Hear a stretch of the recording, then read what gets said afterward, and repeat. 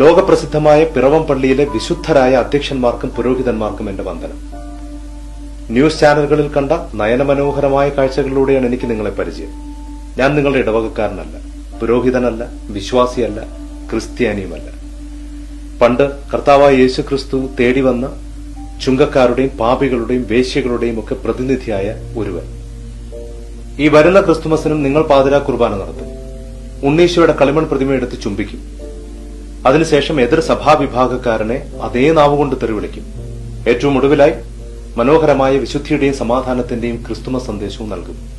അതിനു മുൻപ് ഞങ്ങളുടെ ഒരു സന്ദേശം നിങ്ങൾക്ക് നൽകാമെന്ന് കരുതി. എന്നെപ്പോലെയുള്ള സാധാരണക്കാർക്ക് ക്രിസ്തുമസിന്റെ സന്ദേശമായി നിങ്ങൾ നൽകിയിരിക്കുന്ന സിംബൽ എന്താണ് എന്ന് ഞാൻ ആദ്യം പറയാം. ചിക്കനും ബീഫും കണക്കില്ലാതെ കഴിച്ച് പാക്കറ്റ് കണക്കിന് കൊണ്ടുവരുന്ന ബോട്ടിൽ അടിച്ച് വീലായി കിടക്കുന്ന അച്ചായന്മാരും അതിൽ അവിടെയും ഇവിടെയുമൊക്കെയായി പങ്കുചേരുന്ന വളരെ സോഷ്യബിളായിട്ടുള്ള അച്ഛന്മാരും ചേരുന്ന ഒരു ചിത്രമാണ് ക്രിസ്തുമസിന്റെ ഒന്നാമത്തെ സിംബൽ. രണ്ടാമത്തേത് പള്ളിഗോപുരത്തിന്റെ മുകളിൽ നിന്ന് എടുത്തു ചാടി ആത്മഹത്യയ്ക്കൊരുങ്ങുന്ന വിശ്വാസ വീരന്മാരുടെ ചിത്രം. ക്രിസ്തുവിന് അങ്ങനെ പലതും പറയാം, പക്ഷെ പള്ളി ഞങ്ങൾ വിട്ടുകൊടുക്കില്ല എന്ന് പറയുന്ന നാണം കെട്ട പുരോഹിതന്മാരും ഒട്ടും പുറകിലല്ല. പാരമ്പര്യ സഭകളിൽ നിന്ന് ഒട്ടും പുറകിലേക്ക് പോകാൻ താല്പര്യമില്ലാത്ത പാരമ്പര്യേതര സഭകളുമുണ്ട് എന്നത് ഞാൻ മറക്കുന്നില്ല. ദശാംശവും വെള്ളക്കവറിലാക്കിയ കൈമടക്കം കിട്ടാൻ എന്ത് വിവരമില്ലായ്മയും വിളമ്പുന്ന, ഫ്ലൈറ്റിൽ നിന്ന് ഫ്ലൈറ്റിലേക്ക് കയറി ശുശ്രൂഷ എന്ന പേരിൽ വിദേശ രാജ്യങ്ങളിൽ പോയി പിച്ചയെടുക്കുന്ന പ്രസംഗ തൊഴിലാളികൾ സൃഷ്ടിച്ച ഇമേജ് മറ്റൊന്ന്. നിങ്ങളുണ്ടാക്കിയ സഭയുടെ, നിങ്ങളുണ്ടാക്കിയ ക്രിസ്തുമതമെന്ന മതത്തിന്റെ സ്ഥാപകൻ എന്ന പേരിൽ നിരന്തരം അവഹേളിക്കുന്ന ക്രിസ്തുവാരെന്ന് നിങ്ങൾക്കറിയുമോ? യേശു ക്രിസ്തു ക്രിസ്ത്യാനിയാണെന്ന് പറഞ്ഞ കൂട്ടരാണ് നിങ്ങൾ. വിശ്വാസികളുടെ പണം കൊണ്ട് തടിച്ചു കൊഴുക്കുന്ന നിങ്ങൾക്കല്ലാതെ മതം കൊണ്ട് മറ്റാർക്കാണ് പ്രയോജനമുള്ളത്? കാരണം മറുവിഭാഗമായിട്ട് തട്ടിച്ചു നോക്കിയപ്പോൾ ഞങ്ങൾ പുറകിൽ നിൽക്കുന്നത് ഒരു കാര്യത്തില്ല, സമ്പത്തിന്റെ കാര്യത്തിൽ.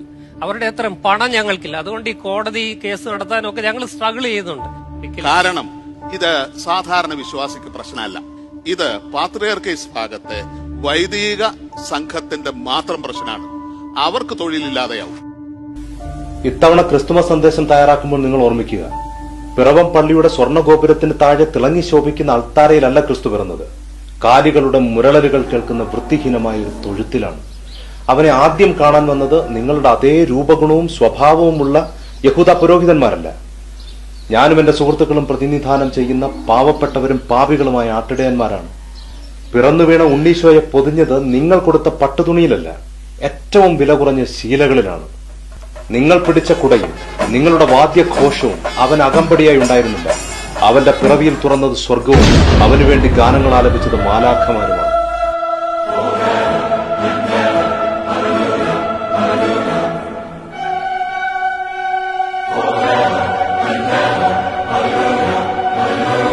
കിഴക്കുനിന്ന്, അന്ത്യോക്യയിൽ നിന്നല്ല, കിഴക്കുനിന്ന് വന്ന വിദ്വാൻമാർ ആദ്യം തിരക്കിയത് ആത്മീയ സിദ്ധാന്തങ്ങളുടെ ഉപജ്ഞാതാവിനെയല്ല, ഭാവിയിൽ പിറവം പള്ളിക്കാർ കരിവാരിത്തേക്കാൻ ശ്രമിക്കുന്ന ഒരു മതസ്ഥാപകനെയുമല്ല.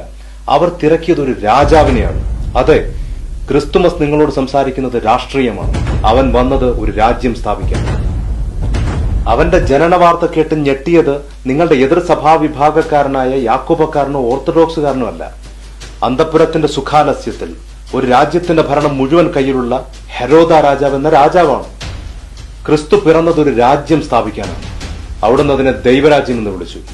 അടക്കാൻ കൊണ്ടുവന്ന ശവശരീരം തട്ടിത്തെറിപ്പിച്ച് കൊലവിളി നടത്തിയ നിങ്ങൾ ഓർക്കുക, നിങ്ങളുടെ മരണശേഷം കുടുംബാംഗങ്ങളുടെ പ്രാർത്ഥനയിൽ കുറേശ്ശെയായി സ്വർഗരാജ്യത്തിലേക്ക് പറക്കാൻ വേണ്ടി ചിറക് കെട്ടിയിരിക്കുകയാണെങ്കിൽ അങ്ങോട്ട് നിങ്ങളെ പറത്താനല്ല ക്രിസ്തു വന്നത്. ആ സ്വർഗം ഇവിടെ ഭൂമിയിൽ സ്ഥാപിക്കാൻ വേണ്ടിയാണ്. അവന്റെ പ്രസംഗം മതപരിവർത്തനത്തിന്റെ 101 വഴികളോ സഭാതർക്കം തീർക്കാനുള്ള 7 പോംവഴികളോ അല്ലായിരുന്നു. നിങ്ങളുടെ ഹൃദയങ്ങൾക്ക് രൂപാന്തരം ഉണ്ടാകട്ടെ, സ്വർഗരാജ്യം സമീപിച്ചിരിക്കുന്നു. അവന്റെ പ്രസംഗം കേട്ട് പക്ഷെ ഹാലിളകിയത് നിങ്ങളുടെ മുൻതലമുറക്കാർക്കായിരുന്നു. നീളൻ കുപ്പായങ്ങളിൽ പ്രത്യക്ഷപ്പെടുന്ന നടുക്കെട്ടുള്ള സുവർണ സരപ്പൊളിയുള്ള മതപുരോഹിതന്മാർ അവനെ ദുരുപദേഷ്ടാവെന്ന് വിളിച്ചു. അവനുവേണ്ടി കൊലക്കത്തി രാഗി മിനുക്കി, അവനുവേണ്ടി ആണിയും കുരിശും പറഞ്ഞുറപ്പിച്ചു. പക്ഷെ അവർ നിങ്ങളെക്കാൾ മെച്ചമായിരുന്നു. അവനെ അവർ നേരിട്ടെതിർത്തു. നിങ്ങളെപ്പോലെ അവന്റെ പേര് പറഞ്ഞ് അവന്റെ രാജ്യത്തെ തച്ചുടയ്ക്കാൻ അവർ ശ്രമിച്ചില്ല. അവർ ഒരിക്കലും അവനൊരു പുതിയ മതം സ്ഥാപിക്കാൻ ശ്രമിക്കുന്നു എന്ന് അവനെ കുറ്റപ്പെടുത്തിയില്ല. കാരണം ജിഹാദി, ഹിന്ദുത്വ, കുരിശു യുദ്ധങ്ങൾ തീർക്കുന്ന മതങ്ങളെ അവൻ അങ്ങേയറ്റം വെറുത്തിരുന്നു. നവഖാലിയിലും ഗോത്രയിലും കുരിശു യുദ്ധഭൂമികളിലും വീണത് അവന്റെ കണ്ണുനീരായിരുന്നു. നിങ്ങളോ ഒരു പുതിയ മതമുണ്ടാക്കി അവിടുത്തെ അതിന്റെ സ്ഥാപകനുമാക്കി. ക്രിസ്തു പുറത്തിറങ്ങിയാൽ ചാട്ടവാറുകൊണ്ട് നിങ്ങളെ അടിച്ചാദ്യം പുറത്താക്കുമെന്ന് ഉറപ്പുള്ളതുകൊണ്ട് അവനെ ക്രൂശീകരിച്ച പ്രതിമകൾ മാത്രമുണ്ടാക്കി ചില്ലുകൂട്ടിൽ തന്നെ സൂക്ഷിച്ചു. സ്വന്തം താൽപര്യങ്ങൾ സംരക്ഷിക്കാൻ വേണ്ടി സീസറിന്റെ ഭരണപ്രതിനിധിയായ പീലാത്തോസിന്റെ കൈയും കാലും ബന്ധിക്കപ്പെട്ടവനായി, ചുമത്താൻ കുറ്റങ്ങളൊന്നുമില്ലാത്തവനായി ക്രിസ്തുവിനെ ഏൽപ്പിച്ച അന്നത്തെ പുരോഹിതന്മാരും രാഷ്ട്രീയക്കാരുടെ ചെരുപ്പ് നക്കിയും കാല് പിടിച്ചും തങ്ങൾക്കനുകൂലമായ സ്ഥിതിഗതികൾ സൃഷ്ടിച്ച് ക്രിസ്തുവിന്റെ പേര് ഇല്ലാതാക്കാൻ ശ്രമിക്കുന്ന നിങ്ങളും തമ്മിൽ എന്തു വ്യത്യാസം? പക്ഷെ നിങ്ങൾക്കറിയുമോ, സീസറും പീലാത്തോസും മതപുരോഹിതന്മാരും ഭയന്നത് ഒരു പുതിയ മതത്തിന്റെ ആവിർഭാവമല്ല. ആയിരക്കണക്കിന് മതങ്ങളുള്ള റോമൻ സാമ്രാജ്യത്തെ സംബന്ധിച്ചിടത്തോളം പുതിയൊരു മതം ഒരു ഭീഷണിയേ അല്ല. അവർ ഭയന്നതൊരു കാഴ്ചയാണ്. നിങ്ങൾ നിരന്തരമായി പറഞ്ഞു പറ്റിച്ച് ചൂഷണം ചെയ്യുന്ന സാധാരണക്കാരുടെ ഒരു സംഘം സാധാരണക്കാരനായ ഒരുവന്റെ പിന്നാലെ പോകുന്ന അസാധാരണമായ ഒരു കാഴ്ച. തച്ചന്റെ മകൻ, അശ്വങ്ങളില്ലാത്ത, സൈനികരില്ലാത്ത, രാജകിങ്കരന്മാരില്ലാത്ത, പ്രഭുക്കന്മാരുടെ കൂട്ടായ്മയില്ലാത്ത ഒരു സാധാരണക്കാരൻ, അവന്റെ പിന്നാലെ 10,000-കണക്കിന് ആളുകൾ നടന്നു. രാഷ്ട്രീയ ജാഥകൾക്ക് പണം കൊടുത്ത് ആളെ കൂട്ടുന്നത് പോലെയല്ല. നികുതി പിടിച്ചു പറിക്കുന്ന ഗുണ്ടകളും വേശ്യകളും പട്ടാള തലവന്മാരും മാനസാന്തരം വന്ന പുരോഹിതന്മാരും ഉൾപ്പെടുന്ന സമൂഹത്തിന്റെ എല്ലാ പരിച്ഛേദത്തിനും പെട്ട ആയിരക്കണക്കിന് ആളുകൾ, സ്ത്രീകളും പുരുഷന്മാരും കുട്ടികളും വൃദ്ധന്മാരും അടങ്ങുന്ന ഒരു വൻ സംഘം. വീടുകളിൽ പോലും പോകാതെ 2-3 ദിവസങ്ങൾ അവർ അവന്റെ പിന്നാലെ നടന്നു. അവിടുന്ന് മലമുകളിൽ കയറിയപ്പോൾ അവർ താഴെ കാത്തുനിന്നു. അവിടുന്ന് വഞ്ചി കയറി അക്കരയ്ക്ക് പോയപ്പോൾ അവർ കൂട്ടമായി അവിടുത്തെ പിന്തുടർന്നു. നിങ്ങളുടെ പാത്രിയർക്കീസുമാരും മെത്രാപ്പൊലിത്തമാരും സിംഹാസനത്തിൽ വാണരുളുന്നത് പോലെ പോപ്പുലർ ആയിരുന്നില്ല അവർ. പക്ഷെ അവർ ഇമ്പാക്ട്ഫുൾ ആയിരുന്നു. ശരീരം മുഴുവൻ അടിച്ച് തകർക്കപ്പെട്ടു നിരായുധനായി, കൈകാലുകൾ ബന്ധിക്കപ്പെട്ടവനായി നിൽക്കുന്ന സാധാരണക്കാരനായ ക്രിസ്തുവിനോട് ക്യാപിറ്റൽ പണിഷ്മെന്റ് കൊടുക്കാൻ കഴിവുള്ള ശേഷിയുള്ള പീലാത്തോസ് ചോദിക്കുന്ന ചോദ്യം, നീ പിറവം പള്ളിയുടെ അധ്യക്ഷനാണോ എന്നായിരുന്നില്ല. അവിടെ ഏത് സഭാവിഭാഗം ആരാധന നടത്തണമെന്നായിരുന്നില്ല. അവിടുത്തെ ചോദ്യം, നീ രാജാവാണോ എന്നായിരുന്നു. കാലിൽ വീണ് ഞാൻ ഒരു മതം സ്ഥാപിക്കാൻ വന്നതാണ്, എന്നെ രക്ഷിക്കണമെന്ന് കേണപേക്ഷിക്കാൻ പോകുന്ന ക്രിസ്തുവിനെ പ്രതീക്ഷിച്ച പീലാത്തോസിന് തെറ്റി. സാക്ഷാൽ പീലാത്തോസ് മുട്ടുകുത്തി നമസ്കരിക്കുന്ന സീസറിനെ സൃഷ്ടിച്ച തമ്പുരാൻ അവന് കൊടുത്ത മറുപടി, അതെ, ഞാൻ രാജാവാകുന്നു എന്നായിരുന്നു. ആത്മാഭിമാനത്തിന് മുറിവേറ്റ പീലാത്തോസ് ബന്ധിക്കപ്പെട്ടവനായ, നിരായുധനായ, സൈനികരില്ലാത്ത ക്രിസ്തുവിനോട് ചോദിക്കുന്നു, നിനക്ക് മരണശിക്ഷ വിധിക്കാൻ എനിക്ക് അവകാശമുണ്ട് എന്ന് നീ അറിയുന്നുണ്ടോ? അതിന് ക്രിസ്തുവിന്റെ മറുപടി അധികം തിയോളജിയൊന്നും പഠിക്കാത്ത സാധാരണക്കാരനായ എനിക്ക് മനസ്സിലാകുന്നത്, എന്നെ പോലെയുള്ളവർക്ക് മനസ്സിലാകുന്നത് ഇങ്ങനെയാണ്. പ്രിയപ്പെട്ട പീലാത്തോസെ, എന്റെ ഗവൺമെന്റ് ഇവിടെ നിന്നല്ല, അങ്ങ് മുകളിൽ നിന്നാണ്.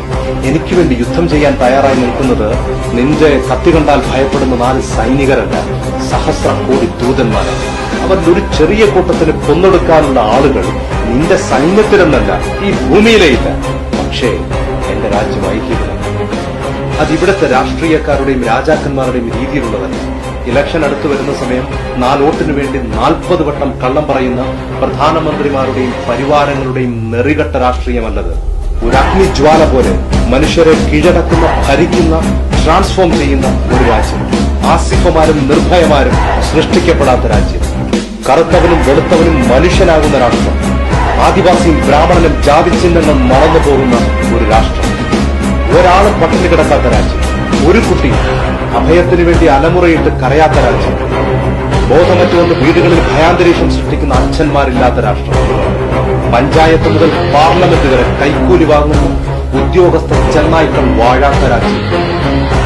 ഒരു പെണ്ണിന്റെ ശരീരത്തിൽ അവളുടെ ഇഷ്ടം കൂടാതെ ഒരുത്തരും കൈവയ്ക്കാത്ത രാജ്യം. ക്രിസ്തു വിഭാവനം ചെയ്യുന്ന ദൈവരാജ്യത്തിന്റെ അടിസ്ഥാനങ്ങൾ സത്യവും കരുണയും നീതിയും സ്നേഹവുമാണ്. അടുത്ത സഭാവിഭാഗക്കാരന്റെ തലതല്ലിപ്പൊളിക്കാൻ ഓങ്ങുന്ന ഇരുമ്പ് കഷ്ണമല്ല അതിന്റെ ചിഹ്നം, ത്യാഗത്തിന്റെ കൊടുമുടി പേറുന്ന കുരിശാണ്. ക്രിസ്തുവിന്റെ രാഷ്ട്രം പുലരുന്നത് പഞ്ചായത്തിന്റെ വരാന്തകളിലല്ല, നിയമസഭയുടെ കവാടങ്ങളിലല്ല, പാർലമെന്റിന്റെ അധ്യക്ഷ സ്ഥാനത്തുമല്ല. അവയെല്ലാം സൃഷ്ടിക്കുന്ന മനുഷ്യന്റെ ഹൃദയങ്ങളിലാണ്. വിദ്യാഭ്യാസമില്ലാത്ത 11 പേരിൽ തുടങ്ങിയ ആ രാഷ്ട്ര നിർമ്മാണം 21 നൂറ്റാണ്ടുകൾ പൂർത്തിയാക്കുകയാണ്. ക്രിസ്തുവിന് മരണശിക്ഷ വിധിച്ച റോമൻ സാമ്രാജ്യം മണ്ണടിഞ്ഞു. പീലാത്തോസ് ചരിത്രത്തിലെ വില്ലൻ കഥാപാത്രമാണ്. അന്നും ഇന്നും പ്രപഞ്ചത്തിൽ ഒരു ഹീറോയേ ഉള്ളൂ. അത് പൃഥ്വിരാജിന്റെ ലൂസിഫറിൽ പറയുന്ന ചെകുത്താനല്ല.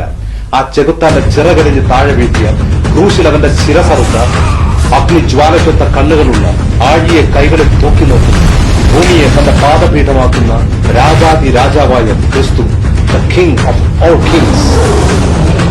ലോകത്തിന്റെ നെറുകയിൽ കാൽച്ചവിട്ടിയ നെപ്പോളിയൻ ബോണപ്പാർട്ട് പറയുന്നു, സീസറും അലക്സാണ്ടറും ചാർലിമേനും ഞാനും ബലം കൊണ്ട് സാമ്രാജ്യങ്ങൾ ഉണ്ടാക്കി, ക്രിസ്തു മാത്രം സ്നേഹം കൊണ്ടൊരു സാമ്രാജ്യം ഉണ്ടാക്കി. ഞങ്ങളുടെ സാമ്രാജ്യങ്ങൾ ഉടഞ്ഞു തകരുമ്പോൾ ഈ നിമിഷത്തിൽ അവനു വേണ്ടി മരിക്കാൻ ദശലക്ഷക്കണക്കിന് ആളുകൾ തയ്യാറായി നിൽക്കുന്നു. From the first day to the last, he is the same, majestic and simple, infinitely firm and infinitely gentle. He proposes to our faith a series of mysteries and commands with authority that we should believe them, giving no other reason than those tremendous words, I am God. ബഹുമാനപ്പെട്ട വിശുദ്ധരായ പിറവം പള്ളിയുടെ സഭാധ്യക്ഷന്മാരെ, Thomas ലീഹയുടെ Palestine അല്ല നിങ്ങളുടെ നാട്, സിംഹാസനം വാണരുളുന്ന അന്ത്യോക്യമല്ല, ഈ നാടാണ്. പെറ്റമ്മയ്ക്ക് തുല്യം കാണേണ്ട നിങ്ങൾ പിറന്ന മണ്ണ്. ഇവിടെ 55 ലക്ഷം ബാലവേശ്യകളുണ്ട്. 2 കോടിയോളം കുട്ടികൾ തെരുവിലറിയുന്നുണ്ട്. 1 കോടിയിലധികം കുട്ടികൾ നിർബന്ധിതമായി ബാലവേല ചെയ്യുന്നുണ്ട്. ഓരോ മിനിറ്റിലും പെൺകുട്ടികൾ ബലാത്സംഗം ചെയ്യപ്പെടുന്നുണ്ട്. നാണമില്ലേ നിങ്ങൾക്ക് ഒരു കോൺക്രീറ്റ് കെട്ടിടത്തിന് വേണ്ടി യുദ്ധം ചെയ്യാൻ? ഇരുട്ട് ബാധിച്ച, ജീവിതം നഷ്ടപ്പെട്ടു പോയ, തകർന്നുപോയ, തളർന്നുപോയ ഇക്കൂട്ടരിൽ ഒരാൾക്ക് നിങ്ങൾ ഭക്ഷണം കൊടുക്കൂ. അതാണ് നിങ്ങളുടെ ക്രിസ്തുമസ് സന്ദേശം. അതാണ് ദൈവരാജ്യത്തിന്റെ സന്ദേശവും.